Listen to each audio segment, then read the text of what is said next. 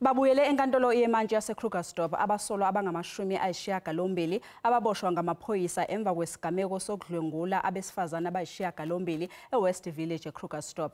iNkantolo isathole abasolwa ababili benganabo abammeli babo kanti ke bonke kusavela ukuthi bayaziqhelelanisa nelesisigameko sokudlwengula abesifazane ababeqopha ivideo yomculo kule ndawo.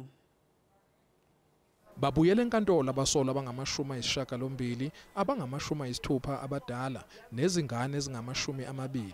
Bonke laba baboshwa ngamaphoyisa emva kwesigameko sokudlwengula kwabesifazane abayisishiyagalombili eWest village eKrugersdorp. Today we've got our children, our girls who have been molested.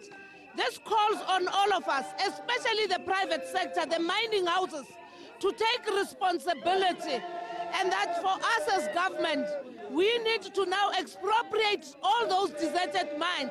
Leli cala liqale ngomsombuluko kodwa iNkantolo yakuhlehlisa ngoba isafuna ukuhlonza kahle abasolwa futhi kwakusalindwe nomphumela wolibofuzo.